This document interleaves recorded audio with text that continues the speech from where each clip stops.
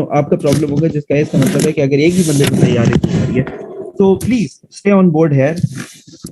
Over the period of time वो absolute जो governance की मॉडल होता था उससे बदल बदल के हम तरक्की करके अब हम एक नई किस्म की गवर्नेंस की तरफ आ गए। हमने ये दो चीजें पढ़नी है गवर्नेंस की, ठीक है? सो फार क्लियर?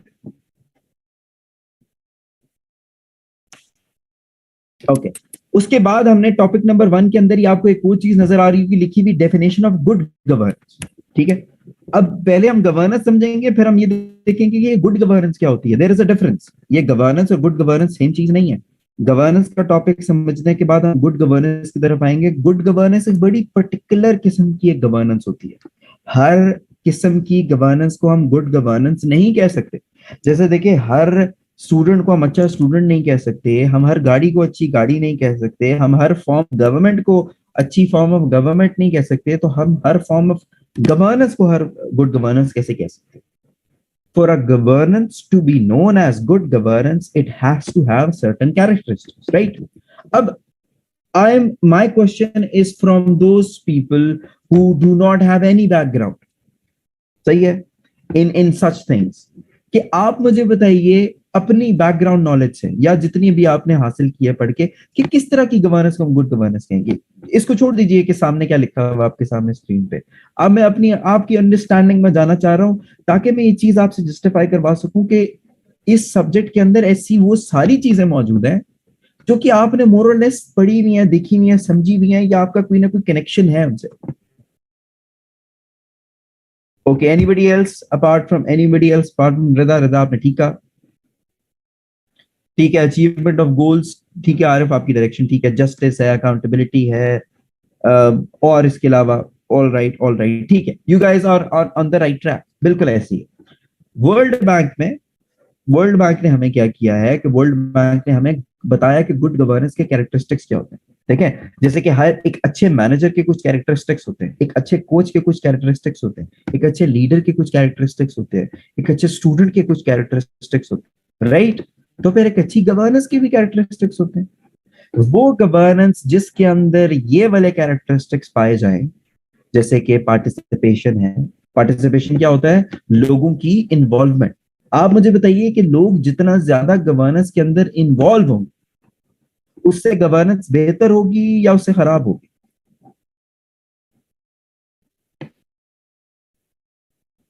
ठीक हो गया। इसी तरह रूल ऑफ लॉ, कानून की बालादस्ती, ट्रांसपेरेंसी यानी कि शफाफियत, रिस्पॉन्सिवनेस यानी कि फौरन से एक चीज के मसले का हल निकालना, एक्विटी, ये एक थोड़ा सा आपके लिए नया वर्ड होगा, हम ये सब पढ़ेंगे। इफेक्टिवनेस एंड एफिशिएंसी, अकाउंटेबिलिटी, ये एक तो ये सारी चीजें आपस में इंटरलिंक्ड है। हम ये सारी चीज डिटेल में पढ़ेंगे। क्या आप में से कोई मुझे बता सकता है कि ट्रांसपेरेंसी और अकाउंटेबिलिटी आपस में कैसे लिंक्ड है, या ट्रांसपेरेंसी और रिस्पॉन्सिवनेस आपस में कैसे लिंक्ड है? हम अगर इस चीज को थोड़ा सा सोचें, ठीक है, हमारा बैकग्राउंड नहीं है, तो मेरा भी नहीं था, I have an engineering background, I hello from engineering background. Exactly. So if dealings of the government are visible to all, it means it are more accountable. ठीक है? It means the government would want to be more responsive because it would mean that the government would try to be more efficient and they would try to be more effective because they want to get into the government again. It would mean that they would want to create more rule of law. सही हो गया? तो ये सारी चीजें हम देखेंगे कि गुड गवर्नेंस पहली बात क्या होती है, गुड गवर्नेंस की जरूरत क्यों है, और गुड गवर्नेंस के कैरेक्टरिस्टिक्स क्या है। तो अभी तक मैंने आपको 5 चीजें बताई। 2 चीजें मैंने आपको गवर्नेंस के बारे में बताई हैं कि गवर्नेंस क्या है और गवर्नेंस इवॉल्व कैसे हुई, और 3 चीजें मैंने आपको गुड गवर्नेंस के बारे में बताई हैं कि गुड गवर्नेंस क्या है, गुड गवर्नेंस की जरूरत क्यों है, और गुड गवर्नेंस की कैरेक्टरिस्टिक्स। Everybody clear?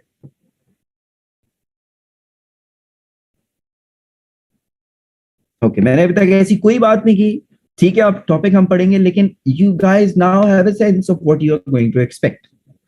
ओके, अच्छा, एक और चीज लिखी हुई है, collapse and failure of governance, it's indicators, diagnostic tools and effects. ठीक है? अब इस चीज को जहन में रखते हुए जरा टॉपिक नंबर 3 की तरफ आइए। टॉपिक नंबर 3 में जिस इंडिकेटर का जिक्र यहाँ पे किया गया है, यहाँ ये वाले इंडिकेटर्स, ठीक है, वो यहाँ पे बताया है उसने, टॉपिक नंबर 3 में उसने बता ही दिया। मैं इसलिए कह रहा हूँ कि ये दोनों हमने लिंक करके पढ़े। सही हो गया। अच्छा, गुड गवर्नेंस के कैरेक्टरिस्टिक्स कुछ और चीज है, गवर्नेंस के इंडिकेटर्स कुछ और चीज है, इन दोनों को आपने मिक्स नहीं करना। इससे पहले कि मैं आपको ये बताऊं कि गवर्नेंस इंडिकेटर्स क्या है, मुझे मुझे ये बता दें कि ये इंडिकेटर क्या होता है। What is indicator?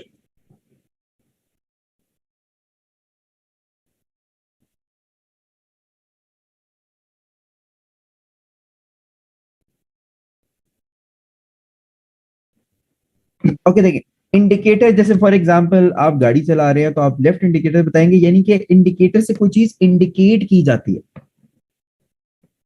अगर कोई ट्रैफिक का इशारा लाल है तो वो भी इंडिकेटर है कि आपने नहीं चलना, ग्रीन है तो चलना है। आपको सिचुएशन पता चलती है, आपको किसी चीज की कंडीशन पता चलती है। हाँ, प्रोग्रेस, ठीक है अब्दुल रहमान, आपने सही कहा, प्रोग्रेस पता चलती है या लैक ऑफ प्रोग्रेस पता चलती है। ठीक है, तो अगर मैं ये जानना चाहता हूं कि मेरे मुल्क में, मेरे खित्ते में, मेरे शहर में, मेरे इलाके में, या इवन मेरे डिपार्टमेंट में गवर्नेंस बेहतर हो रही है या नहीं, तो मैं इसको कैसे मेजर करूंगा? इसके लिए कुछ पैरामीटर्स, कुछ इंडिकेटर्स ले डाउन किए। देखिए, जैसे कि आपकी जो एजुकेशनल परफॉर्मेंस होती है, आप सब लोग यूनिवर्सिटी से पढ़ के आए हैं, आपकी जो ओवरऑल एक जीपीए बनता है, जीपीए क्या होता है? GPA is indicator, right? वो आपकी परफॉर्मेंस बताता है, और उसको मेजर करने के लिए उसके पीछे कई चीजें, उसको मेजर करने के लिए पीछे उसके आपके ग्रेड्स हैं, आपकी क्लास पार्टिसिपेशन है, आपकी असाइनमेंट्स हैं, आपके मिड टर्म्स हैं, आपके प्रोजेक्ट्स हैं, वो सब कुछ है। ठीक है, वो उन इंडिकेटर्स को कैलकुलेट करने का क्राइटेरिया है, और उन सबको मिलाया जाए तो एक इंडिकेटर बन जाता है जिसको हम जीपीए कहते हैं। Is everybody clear on what indicator is? So what I am trying to tell you here that indicate governance के इंडिकेटर्स जो होते हैं वो भी कुछ है। अब इन सब इंडिकेटर्स को कैलकुलेट करने का अपना अपना तरीका है। इसकी क्वांटिटेटिव वैल्यू होती है, यानी कि एक न्यूमेरिकल वैल्यू होती है। वॉइस एंड अकाउंटेबिलिटी की न्यूमेरिकल वैल्यू है, political stability and absence of violence की न्यूमेरिकल वैल्यू है। आई विल स्टडी की कैसे है, कहाँ है, कैसे पढ़ते हैं, वो तब देखेंगे। बट इसके अंदर स्कोर अच्छा है तो क्या होता है, बुरा है तो क्या होता है, क्या स्कोर कैलकुलेट कैसे करते हैं, ये हम सब देखेंगे। तो ये बेसिकली अभी तक हमने जो डिस्कस किया है, this is one of the major portion of the syllabus. हमारे सिलेबस के 4 मेजर पोर्शन है और ये पहला। I hope everybody is clear कि हमने टॉपिक नंबर 1 और 3 डिस्कस कर दिया है, हम पढ़ेंगे इसको। सही हो गया, लेट्स मूव फॉरवर्ड। अच्छा, जो हम दूसरा टॉपिक करेंगे, अब ये टॉपिक्स की पढ़े हम कैसे, मैं आपको बताऊंगा। पहले हम पढ़ेंगे टॉपिक 1 एंड 3, फिर हम आएंगे टॉपिक नंबर 5 की। ठीक हो गया। टॉपिक नंबर 5 है अकाउंटेबिलिटी, एहतसाब। बहुत जरूरी है, हम सुनते रहते हैं, देखते रहते हैं हर वक्त, बल्कि आप तो हर वक्त ही सुनते रहते हैं। ठीक है, तो सबको पता है, किसी ने अगर एहतसाब के को थ्योरेटिकल कॉन्सेप्ट को नहीं भी पढ़ा तो सबको पता है कि एहतसाब क्या होता है, राइट? तो कोई ऐसा बंदा नहीं जो कि यार मुझे नहीं पता, कि ये मेरे लिए पहली दफा मैं वर्ड सुन। एवरीबडी नोज व्हाट एहतसाब इज, राइट? तो हमने अकाउंटेबिलिटी का जो कॉन्सेप्ट है, अकाउंटेबिलिटी के जो टॉपिक है उसमें क्या क्या पढ़ना, तो प्लीज नोट डाउन, क्योंकि जो मैं आपको चीजें बताता हूं ना कि हमने क्या क्या पढ़नी है, वो इस एस्पेक्ट के, एक तो मैं सिलेबस की तशरीह करके आपको बताता हूँ, और दूसरा पास्ट पेपर्स के एग्जाम्स को देखते हुए आपको बताता हूँ। ठीक हो गया? So please note down, accountability के टॉपिक में हमने पढ़ना है कॉन्सेप्ट ऑफ अकाउंटेबिलिटी। ठीक है, यानी कि उस कॉन्सेप्ट के अंदर क्या क्या चीजें आती हैं, सेलिएंट फीचर्स ऑफ अकाउंटेबिलिटी। ठीक है, concept of accountability, salient features of accountability, dimensions of accountability, 3 चीजें हो गई। टाइप्स ऑफ अकाउंटेबिलिटी, 4 चीजें हो गई। अब वो जो पहले 3 बताई है ना मैंने, वो ऑफ कोर्स वो जब हम पढ़ रहे होंगे तो मैं आपको बताऊंगा कि what do you mean by salient feature, what do I mean by dimension, types of accountability. इसके बारे में थोड़ी सी अभी बात कर लेते हैं। देखिए, हमारे जहन में जो एहतसाब का कॉन्सेप्ट है, वो है तो ठीक, बड़ा बड़ा यूनिलैटरल किस्म का।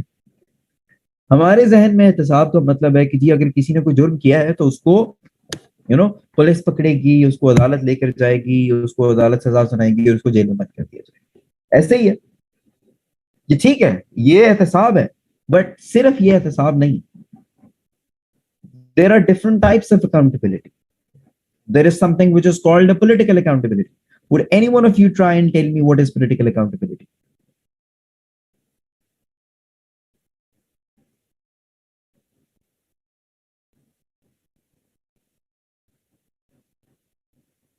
Yes. इसके अलावा और कोई बताए?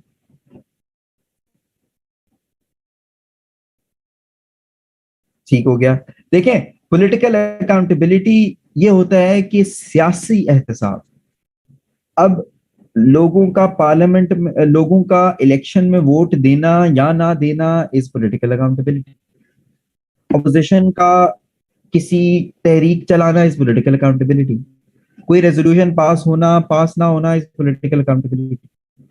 ठीक है, किसी प्राइम मिनिस्टर ने किसी मिनिस्टर को निकाल दिया, दैट्स अ पॉलिटिकल अकाउंटेबिलिटी।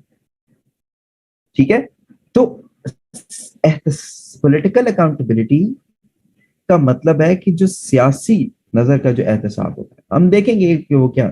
अच्छा, हमें जो कॉन्सेप्ट पता है वो एक्चुअली जाना जाता है लीगल या जुडिशियल अकाउंटेबिलिटी के। ठीक हो गया। तो लीगल और जुडिशियल अकाउंटेबिलिटी वही है जो कि जिसके बारे में हम जानते हैं, हम पढ़ेंगे, इसको डिटेल में पढ़ेंगे। इसी तरह there is something known as administrative accountability. What do you think administrative accountability is?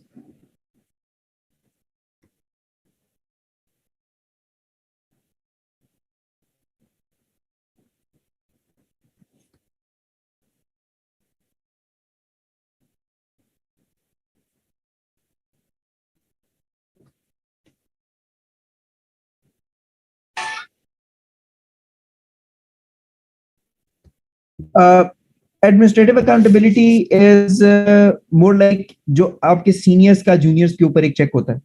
ठीक है, उस्मान ने ठीक बताया, बिल्कुल एक checks and balances by the administration होते हैं।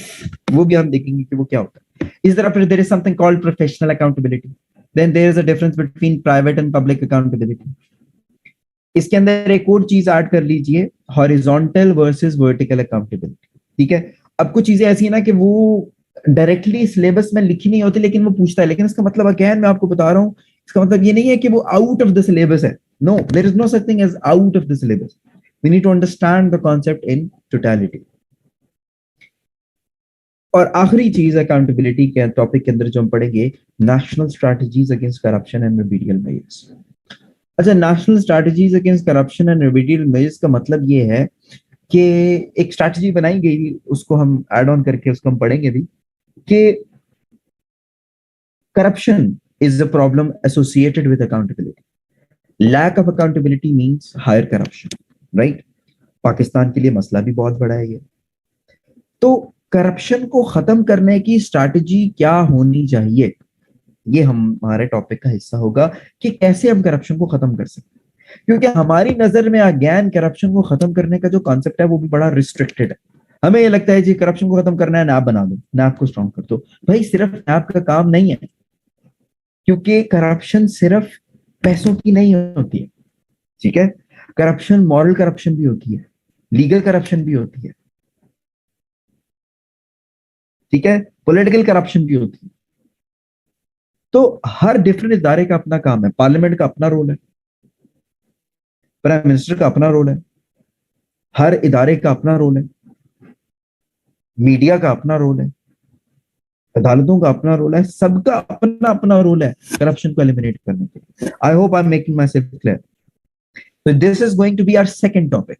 First is going to be governance, जो कि हमने क्लब करके किया। सेकंड इंपॉर्टेंट टॉपिक जो कि हमारे सिलेबस के लिए बहुत इंपॉर्टेंट है, हमारे एग्जाम के पॉइंट ऑफ व्यू से बहुत इंपॉर्टेंट है, दैट इज अकाउंटेबिलिटी।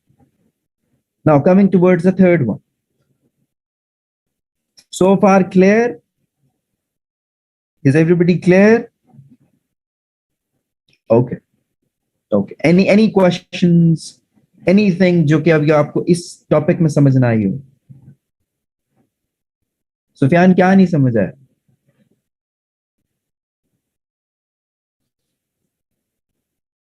अच्छा अच्छा, Okay. Now the third topic, according to our syllabus, which is very important. हमारे सिलेबस में ना 4 टॉपिक्स बहुत इंपॉर्टेंट है, 4। 2 मैंने आपको बता दी है, 2 मैंने अभी आपको और बता। ब्यूरोक्रेसी, ठीक है। अगेन ये कोई ऐसी चीज नहीं है, पढ़ी शायद आपने ना हो, लेकिन इसका मतलब ये नहीं है कि you don't know what it is. I mean you guys are studying to become a bureaucrat, तो of course you should have an idea what bureaucracy is. But governance and public policy के अंदर हम इसको थोड़ा different perspective से पढ़ते हैं। Bureaucracy के टॉपिक के अंदर हम क्या क्या पढ़ेंगे? सबसे पहले will try and understand the concept of bureaucracy, क्योंकि अगेन हमारे जहन में जो कॉन्सेप्ट ऑफ ब्यूरोक्रेसी है रिस्ट्रिक्टेड। हमारे जहन में ब्यूरोक्रेसी ये होती है कि जी किसी ने सिविल सर्विस का एग्जाम पास किया, वो ब्यूरोक्रेट हो जाता है, ठीक है। सिर्फ ऐसे नहीं होता। इस सब्जेक्ट की सबसे अच्छी बात यही है कि ये इतना वाइड स्प्रेड है कि ये बहुत से बाकी आसपास के कॉन्सेप्ट क्लियर करता है, आपको बहुत हेल्प देता है। तो कॉन्सेप्ट ऑफ ब्यूरोक्रेसी हम क्लियर करेंगे कि हम ब्यूरोक्रेसी किसको कहते हैं, यानी कि हम ब्यूरोक्रेसी की कॉन्सेप्ट को देखने के साथ साथ उसके सेलिएंट फीचर्स को देखेंगे कि किस इदारे को हम ब्यूरोक्रेसी कह सकते हैं। एक इदारे को ब्यूरोक्रेटिक ऑर्गेनाइजेशन या ब्यूरोक्रेटिक इंस्टीट्यूशन कहलवाने के लिए उसके अंदर कुछ लवाजमात, कुछ कैरेक्टरिस्टिक्स होना जरूरी है। कोई मुझे बता सकता है कि क्या उसके अंदर होगा कैरेक्टरिस्टिक किसी ऑर्गेनाइजेशन के अंदर, तो हम कहेंगे कि जी फला इज ब्यूरोक्रेटिक ऑर्गेनाइजेशन। एनीबडी?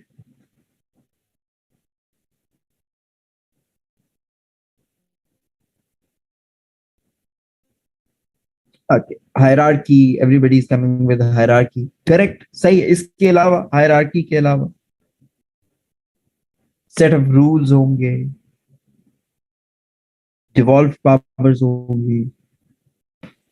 बिल्कुल बिल्कुल, very good, very good. So see, you guys already have an idea. Now why am I doing this at the very start of introduction? To make you guys feel a little relaxed about this subject, that you guys know it already. Yes, we have to go into the technical details. Yes, we have to go into the intricate details, but हमें पता है। बिल्कुल सही है, ऐसे ही। अच्छा, ये हमारे पहली चीज होगी। दूसरी चीज हमने पढ़नी है ब्यूरोक्रेसी से related theories of bureaucracy. There are 4 major theorists of bureaucracy जो कि हम पढ़ेंगे। थ्योरीज का मतलब ये नहीं है कि हमने बस वो थ्योरीज को पढ़ लेना है क्या।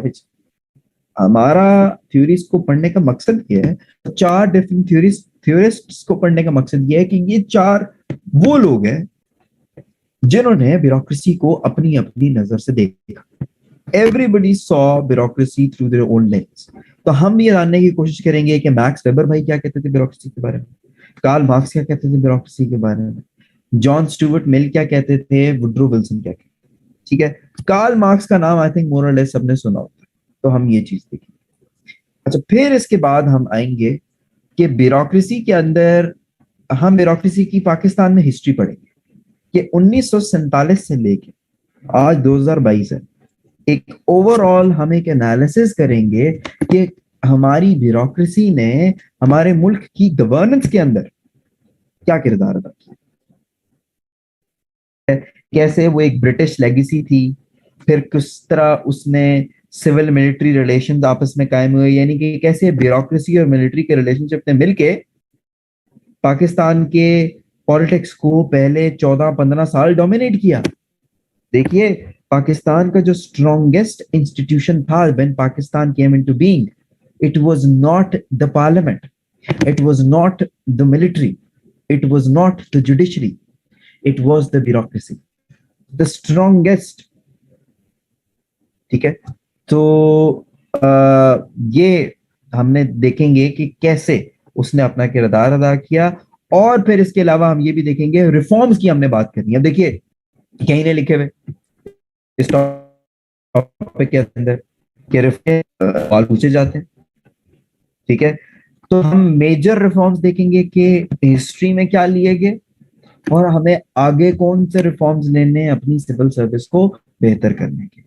So is everybody clear on what we have to study in bureaucracy?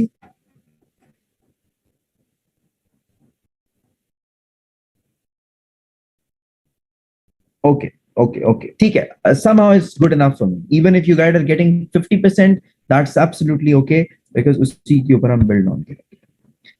चौथा और जो सबसे, जो मैंने आपको बोला था चार इंपॉर्टेंट है, तो जो आखिरी जो इंपॉर्टेंट है जिसको हम छोड़ नहीं सकते, दिस वन है public policy formulation and implementation. ठीक हो गया। अब अगेन नाम से जाहिर है, ये बड़ी सीधी सी बात है कि पब्लिक पॉलिसी फॉर्मुलेट करना और इम्प्लीमेंट करना, ये हमने इस टॉपिक के अंदर पढ़ना। तो बेसिकली हम इस टॉपिक के अंदर क्या क्या पढ़ेंगे, देख लीजिए please.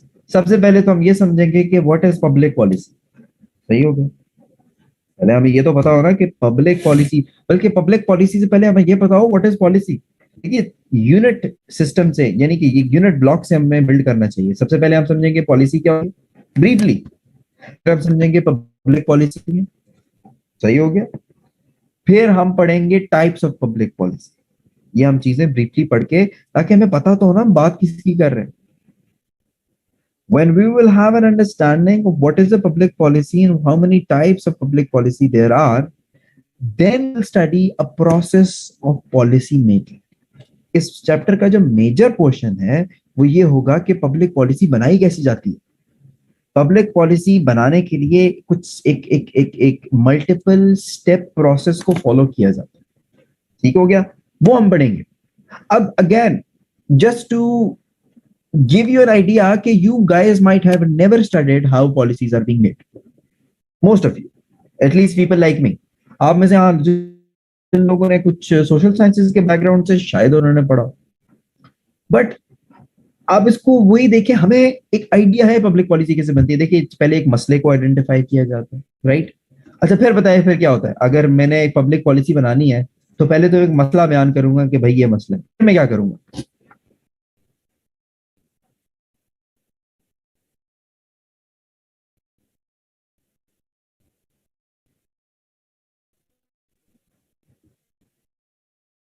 What would I do then?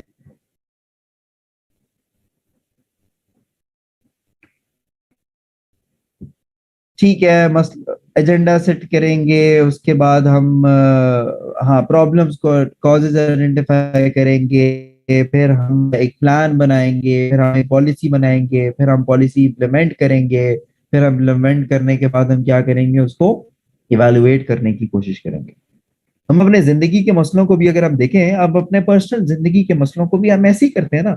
whenever we are facing a problem, what we are like, okay, why do I am facing this problem, what are the causes of this problem, okay, how do I tackle this problem। जैसे for example let's say आजकल आपकी जिंदगी में मेरी नजर में सबसे बड़ा मसला क्या होगा कि यार पढ़ाई नहीं हो रही, राइट। तो you guys always try and identify कि क्यों नहीं हो रही। You guys always try and come up with a plan कि how to improve your studies। You implement that plan and then you evaluate whether it's working or not। ऐसे ही है। So why am I giving you this such a basic and raw example so that you can relate it। सही हो गया। तो हमारा इस public policy formulation और implementation के अंदर जो पूरे पब्लिक पॉलिसी फॉर्मुलेशन के जो प्रोसेस हमने वो पढ़ा। So these four topics were, they make up 75% of syllabus of GPP। We cannot escape any of those। Most of the times if a candidate does these four topics, he can वो पूरा exam कर सकता है। यानी कि वो 4 सवाल मोर और लेस कर सकता है, 3 तो कंफर्म कर सकता है, 4 अभी कभी कभी कर सकता है। तो हम इन चारों को छोड़ना तो अफोर्ड नहीं कर सकते। लेकिन मेरी नजर में ऐसे नहीं प्रिपरेशन करनी चाहिए कि बस ये इंपॉर्टेंट टॉपिक है यही कर लो बाकी छोड़ दो, ऐसे हमने नहीं करना। हाँ इनके ऊपर हमने ज्यादा फोकस करना है, बट बाकी चीजें भी हमने करनी है। तो इसके बाद अब हमने बाकी और क्या क्या करना है जो कि हम देखेंगे कि कितना कितना करना है, वो मैं आपको बता देता हूँ। तो अब अगली जो चीज करनी है इन टॉपिक्स के बाद, टॉपिक नंबर 4, एंड ये जो आपके सामने टॉपिक नंबर 4 लिखा हुआ है, please do not get intimidated by the size और by the number of lines. ये आपको सिर्फ वो ट्रिक करने के लिए, इसमें ज्यादा चीजें पढ़ने को नहीं है। मैं भी आपको जस्टिफाई भी करता हूँ। ये आपको लग रहा होगा यार इतनी चीजें लिखी हुई हम कैसे पढ़ेंगे। ये एक एक लाइन एक एक वर्ड की चीज है।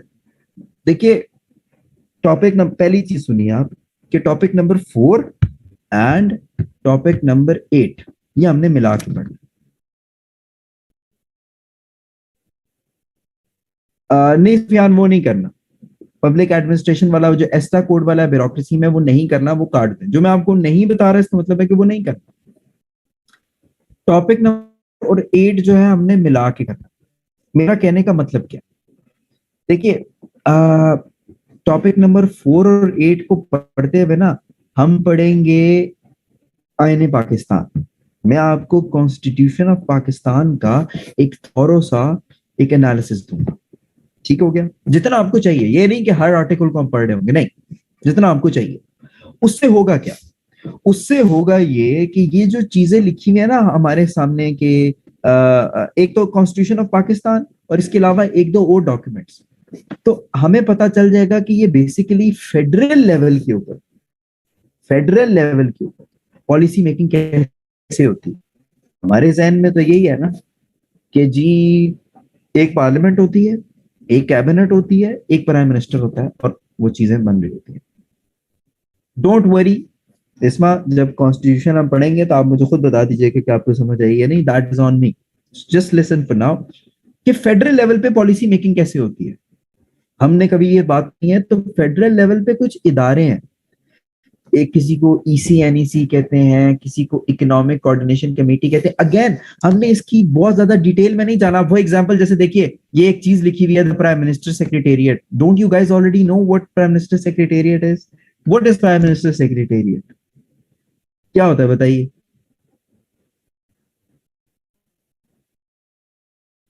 हम सबको पता है प्राइम मिनिस्टर सेक्रेटेरिएट जो है प्राइम मिनिस्टर के ऑफिस को कहते हैं। That's it. अच्छा, तो ये जो सारी कुछ इंपॉर्टेंट चीजें लिखी हुई हैं हम ये पढ़ेंगे। सही हो गया। अब इसमें देखिए ऑल फेडरल मिनिस्ट्रीज का मतलब ये तो नहीं है कि हम ऑल फेडरल मिनिस्ट्रीज में उनके नाम याद कर रहे होंगे, उनके मैनिफेस्टो याद कर रहे होंगे, नहीं। ये आपको सिर्फ एक आइडिया देने के लिए है कि फेडरल लेवल पे पॉलिसी मेकिंग या स्ट्रेटेजिक प्लानिंग क्या होती है। ठीक हो गया, पहली चीज। दूसरी चीज जो कि हमने इस टॉपिक नंबर 4 में पढ़नी है, जो कि हम डिटेल में देखेंगे, वो होगी प्लानिंग कमीशन। तो पहली चीज फेडरल लेवल पे पॉलिसी मेकिंग, जो कि पहले पॉइंट पे उसने लिख के दे दिए हैं कि कौन कौन से ECNEC, इकोनॉमिक कोऑर्डिनेशन कमेटी। दूसरे नंबर पे हम करेंगे प्लानिंग कमीशन, कि प्लानिंग कमीशन क्या है, प्लानिंग कमीशन को हम जो है वो एज इन क्या काम करता है। और तीसरे नंबर पे जो हमने इंपॉर्टेंट चीज करनी है इस टॉपिक के अंदर, वो है लोकल गवर्नमेंट। ठीक हो गया। और चौथी जो हमने चीज करनी है वो हमने करनी है IMF का डॉक्यूमेंट, यानी कि IMF का पाकिस्तान के साथ जो एक प्लान चल रहा है वो क्या है। तो पहली चीज फेडरल लेवल पे हमारी policy making, planning commission, local government and IMF। अब अगर हम ये चार चीजें कर लें तो देखिए आपका टॉपिक नंबर 8 भी हो जाता है। टॉपिक नंबर 8 में हम कोई चीज ऐड नहीं करेंगे। देखिए टॉपिक नंबर 8 में लिखा हुआ क्या है, national assembly, senate, provincial assemblies. भाई you already know what national assembly is, right? What I would do, I would give you a reference through the constitution what is a national assembly. We already know what a president of Pakistan is, what a prime minister of Pakistan is. हमने इसकी detail में नहीं जाना, ठीक है? और देखिए उसके बाद फिर ऑफिस ऑफ गवर्नेंस और उसके बाद फिर लोकल गवर्नमेंट दोबारा यहाँ पे लिखा हुआ है, रिपीटेशन बहुत है। तो बेसिकली वो जो चार चीजें मैंने आपको ऊपर बताई हैं, अगर वो कर लें तो टॉपिक 4 और 8 दोनों हो जाते हैं। Clear? Is everybody clear?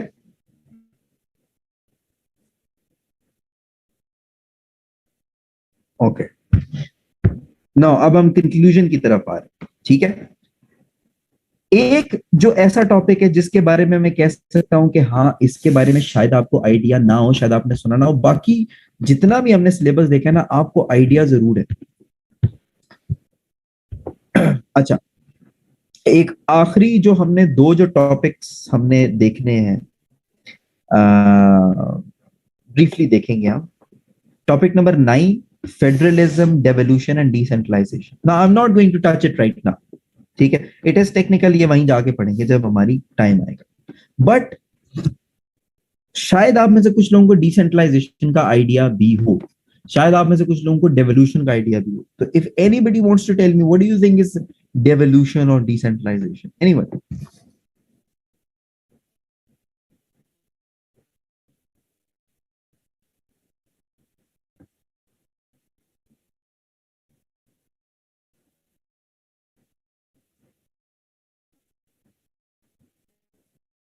Exactly ठीक है। अच्छा, तो हमने इसको लिंक करना है। अब आप देखिए, थोड़ी देर पहले मैंने भी आपको एक टॉपिक बताया था, अभी हम कर रहे थे, कि उससे लिंक्ड है। कोई बता सकता है पिछले टॉपिक में कौन से टॉपिक से ये वाला टॉपिक लिंक्ड है?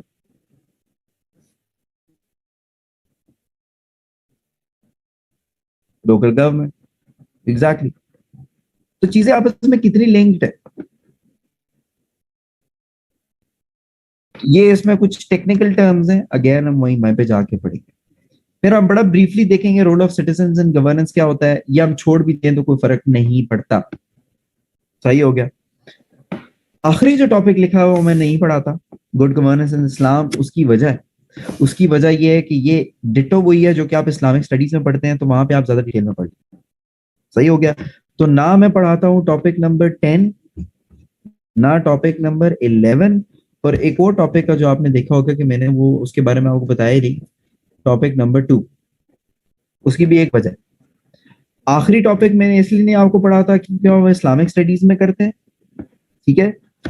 सेकेंड लास्ट टॉपिक में आपको इसलिए नहीं पढ़ा था क्योंकि वो एग्जाम के पॉइंट ऑफ व्यू से इतना इंपॉर्टेंट नहीं है। हाँ, मैं नोट जरूर दे देता हूँ।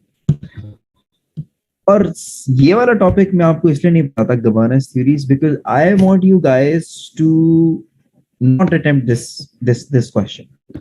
अगर आप थ्योरी का क्वेश्चन आता है तो आप मत अटेम्प्ट कीजिए। मैं आपको नोट्स दे दूंगा, जैसे इनके जो आपको पढ़ना है वो आपको मैं दे दूंगा, लेकिन आपने कोशिश करनी है कि थ्योरी का जो क्वेश्चन है वो अटेम्प्ट नहीं करना। तो again just giving you a brief overview of what we have done up till now, कि 4 टॉपिक्स ऐसे हैं जो कि हमने हर हाल में करने हैं: governance, accountability, bureaucracy, public policy making process. They make up 75% of the syllabus. यार अच्छा, रीजन भी आप जानना चाहते हैं? देखिए, बात ये होती है कि थियरीज बड़ी पर्टिकुलर होती है, ठीक है। और एक थ्योरी के बारे में किसी न किसी का एक पॉइंट ऑफ व्यू डेवलप्ड होता है, बाकी जो चीजें होती है वो सब्जेक्टिव होती हैं। अब आप हम इसके क्वेश्चंस भी देखेंगे। थ्योरीज का क्वेश्चन है वो बड़ा पर्टिकुलर है, and if you mess one of this things up, theories doesn't get complete. वो एक बड़ी ऑब्जेक्टिव से चीज बन जाती है, बट जो बाकी चीजें उसके अंदर आपके पास स्पेस होती है, उसको एनालिसिस के एरिया को थोड़ा वाइड कर सकते हैं। नहीं आसिफा, ये उस तरह नहीं होता है कि जी थ्योरीज को अप्लाई करना होता है, फला होता है, ऐसे होता है, इस तरह नहीं। देखिए, हम अप्लाई ही करते हुए पढ़ रहे होते हैं। मैंने ये जान के ये टर्म इस्तेमाल नहीं की। अच्छा, अगेन अब देखिए, आप सारे वही पूछ रहे हैं, applying theories and attempting questions. इस तरह नहीं होता है कि लेट्स अप्लाई फला थ्योरी ऑन दिस क्वेश्चन। ये आप लोगों का सोचने का तरीका गलत है। इस तरह नहीं होता कि you are going to write theoretical perspective about फला। No, you are using theories while you are writing something. You don't have to give a separate heading कि इस हेडिंग के अंडर में थ्योरी को अप्लाई करूंगा और फलां के अंदर नहीं करूंगा। नो, हम जितना भी कोर्स पढ़ेंगे वो हम ओवर्टली एक्चुअली थ्योरीज अप्लाई ही कर रहे होंगे। सो प्लीज इस चीज को भी आप क्लियर करें। So my purpose was to give you a little introduction of what this subject is.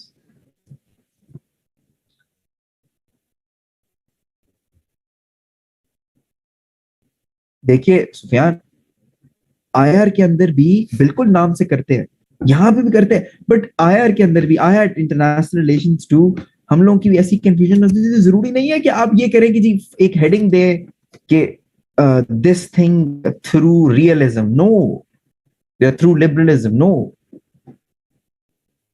आप कभी कोई किताब पढ़े किसी अच्छे ऑथर की, क्या उसने इस तरह किया होता है? Have you ever studied any book और एनी रिसर्च पेपर उसमें जिसमें उसको इस तरह से लिखा हुआ हो? मैंने नहीं पढ़ा, इस तरह नहीं लिखा था।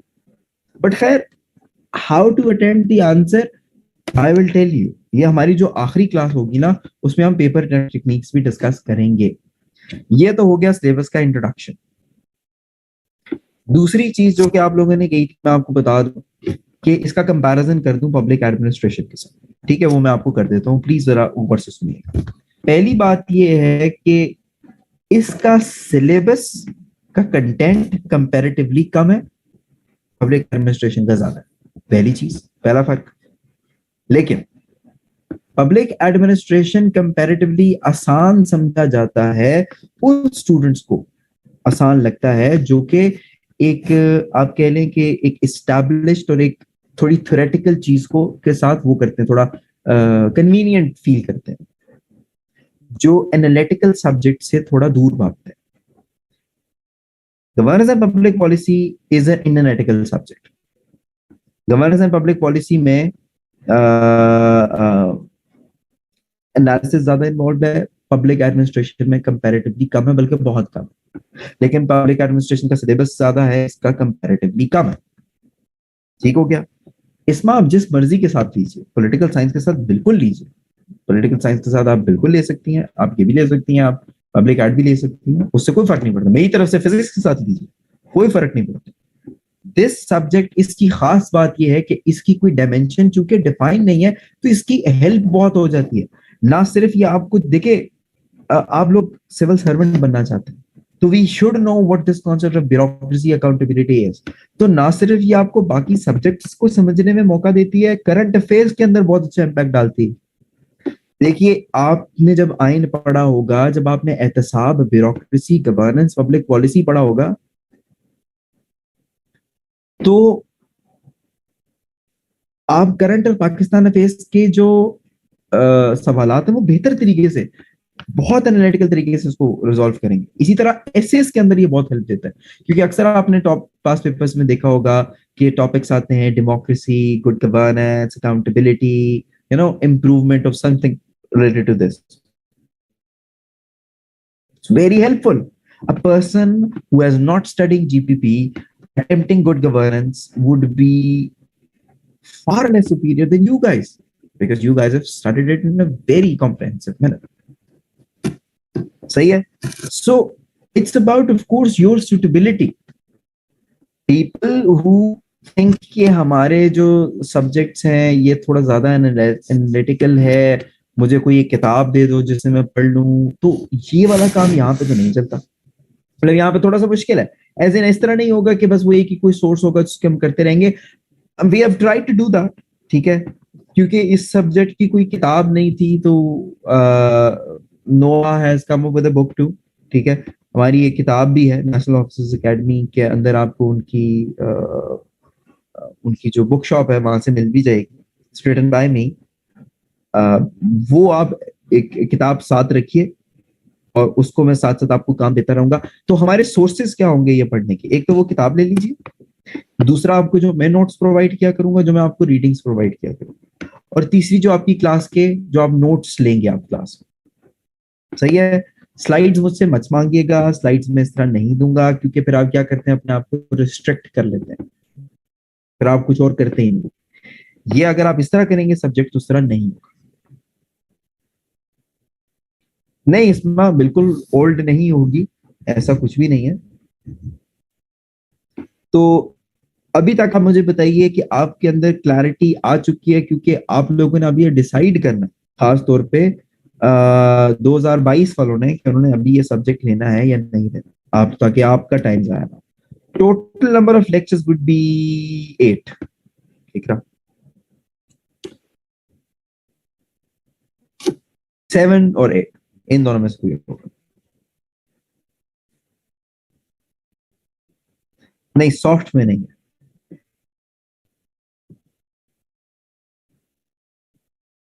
ओ, okay, yes yes, sorry, right, मुझे तो याद ही नहीं रहा। Actually I did my CSS back in 2020।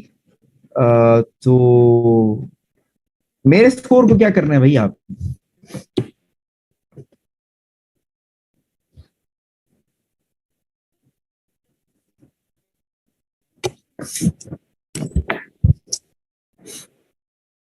अच्छा खैर, तो उसमें ये एमपीटी वाली चीज नहीं होती, तो मुझे अभी याद नहीं रहा कि आप, अच्छा, आप एमपीटी से पहले सब्जेक्ट सेलेक्ट कर लेते हैं या बाद में करते हैं?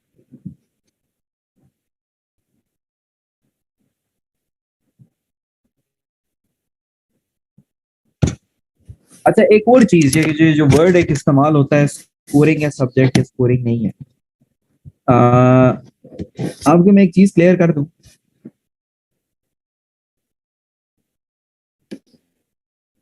जी इंशाल्लाह कंसेक्यूटिव होंगे अलीशा, मैं बोल दूं आपको। मैं एक चीज क्लियर कर दूं, ये देयर इज नो, ये जो आप कहते हैं ना कि फलां सब्जेक्ट स्कोरिंग है और फलां स्कोरिंग नहीं है, तो फिर आपकी दिमाग में ये assumption होती है कि अगर लेट से मैं आपको कहूँ जीपीपी स्कोरिंग है, लेट से, सही है, मैं आपके ना एक बेसिक कॉन्सेप्ट ठीक करवाना चाह रहा हूँ। मैं आपको कहता हूँ कि जीपीपी स्कोरिंग है, आप कहें जी मैंने ले लिया वो तो स्कोरिंग है, मेरा तो स्कोर आ जाएगा, और आप कख ना पढ़े, क्या आपका स्कोर है? नहीं ना भाई। ये जो एक चीज बन गई है, I don't know how was it established, ऐसा नहीं है। 2020 के अंदर जब मैंने दिया था, people scored in 60s, people scored in 30s, ठीक है। फेल नहीं हुए थे लोग, बहुत कम, एक दो लोग फेल हुए थे, लेकिन 30 में भी स्कोर आया था, 60 में स्कोर आया था। आई हैड 60 और 62 इन दिस कोर्स, बट लोगों का 30s में भी आया था।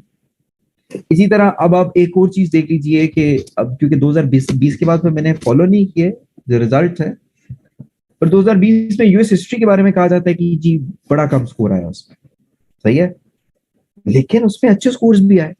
अब मेरा 63 आई थिंक स्कोर था, लेकिन एवरेज जो है उसकी 40 बन गई। तो इसका मतलब ये नहीं है कि just because most of the people are getting less marks you are going to get less marks, no. जो लोग पास करते हैं एग्जाम, अगर आप उनकी डीएमसीज देखें तो बहुत फर्क आपको पता चलता है। वरना मोस्टली हमारे जहन में क्या होता है, अच्छा यार ये जो ज्यादातर लोग हैं इनके चूंकि कम नंबर है तो सबके कम नंबर होंगे, ऐसा नहीं। सो मेरा आपको थोड़ा, भाई इसमें अगर आप पढ़ेंगी तो स्कोरिंग बन जाएगा, नहीं पढ़ेंगी तो नहीं बनेगा। This is what I am trying to make you understand, please get out of this. If a subject interests you, अगर आपको एक सब्जेक्ट इंटरेस्टिंग लगता है, अगर आपको लगे कि आप वो पढ़ सकती हैं, तो जरूर लीजिए।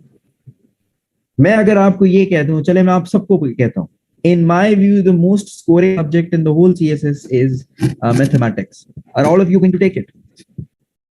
Physics and mathematics very scoring, they give more than 170। नहीं ले सकते ना, क्योंकि नहीं आता पढ़ना भाई। सो सब्जेक्ट्स, ये 2023 वालों के लिए मैं थोड़ा सा आपको बता रहा हूँ कि जब आपने सब्जेक्ट्स को सिलेक्ट करना है आगे जाके तो कैसे करना है। पहले आप अपना बैकग्राउंड देखिए, मेरी जहन में बात डाल लीजिए कि जिसका बैकग्राउंड है इकोनॉमिक्स में ले इकोनॉमिक्स, जिसका अकाउंटिंग में है वो ले अकाउंटिंग, जिसका आईआर में है वो ले आया। पहला आपका चेक होना चाहिए कि क्या मेरा बैकग्राउंड है या नहीं, जरूर लीजिए। दूसरा जो चेक होना चाहिए, दूसरा जो फिल्टर होना चाहिए आपका किसी भी सब्जेक्ट को उठाने का, वो ये होना चाहिए कि क्या मेरा इंटरेस्ट है इसमें या नहीं, ठीक है। क्योंकि देखिए मेरी तरह के जो इंजीनियर्स हैं या डॉक्टर्स हैं उनका तो कोई बैकग्राउंड नहीं होता, तो वो फिर ये देखते हैं कि क्या मैं एनालिटिकल सब्जेक्ट्स की तरफ मेरा ज्यादा टिल्ट है या थ्योरेटिकल सब्जेक्ट्स की तरफ।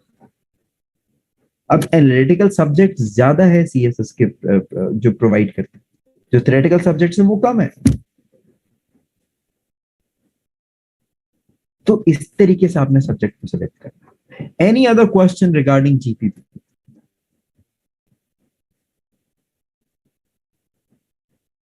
कोई चीज जो कि समझ ना आई हो, किसी को सब्जेक्ट मुश्किल लगा हो? गुलाम फातिमा, मैंने आपको बताया है कि जो सोर्सेज हैं, आप एक नोआ की किताब ले लीजिए, basically it's like a compilation. जो वो जो किताब है उसमें क्या किया है कि जितनी भी 20 30 40 किताबें रिकमेंडेड है इस सब्जेक्ट की, का एक मैलगमेशन है, आपको पूरा एक कंपाइल्ड सोर्स मिल जाएगा, सही है। इसके अलावा आप जो क्लास में नोट्स लेंगी या जो मैं आपको रीडिंग,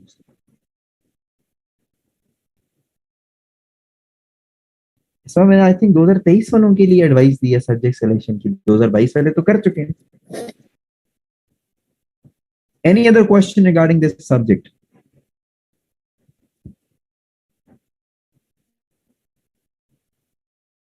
जवेरिया, अब काइंड ऑल्टरनेटिव रिजल्ट्स का कहा जाता है, कौन कहता है आपको? या तो आप मुझे बताएं, आपको एफपीएससी के चेयरमैन ने कहा हो तो मैं मानूं। देखिए बहुत सी मिथ्स बनी हुई है इस एग्जाम को लेके, ठीक है। ये जो सीएसएस का एग्जाम है, एक तो लोगों ने इसको जिंदगी मान ली है, और बस ना इससे अव्वल कुछ ना इससे आखिर कुछ, और इसमें मिथ्स बहुत है। Take it like an exam please. MCQs mania, हम जो कोर्स पढ़ रहे होते हैं ना, क्योंकि इसके एमसीक्यूज मोस्टली आते हैं अ, अ, इसके कॉन्स्टिट्यूशन से आते हैं, कुछ इदारों के नाम आ जाते हैं, कुछ कॉन्स्टिट्यूशन के आर्टिकल्स आ जाते हैं, तो वो हम पढ़ते पढ़ते ना हम कवर कर लेते हैं चीजों को। अगर हमारा कंटेंट सही कवर हुआ हो तो एमसीक्यूज की हमें टेंशन नहीं है। नो सुफियान, जो थ्योरीज हैं वो हम कोर्स में इस तरह क्लास में कवर नहीं करते। हाँ, उसके नोट्स आपको मिल जाते हैं। Anybody else?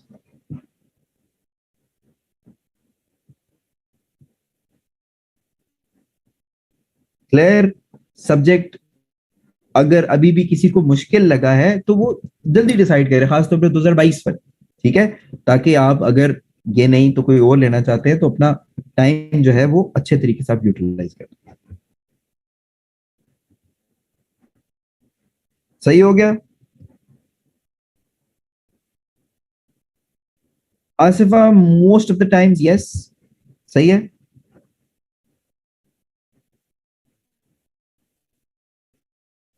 मैं 2023 के लिए कह रहा हूँ।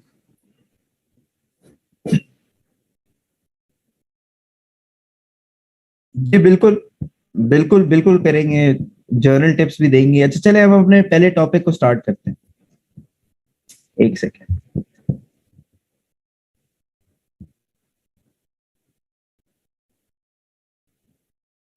ब्रेक? यार ब्रेक मुझे जरूरत होनी चाहिए, आप लोग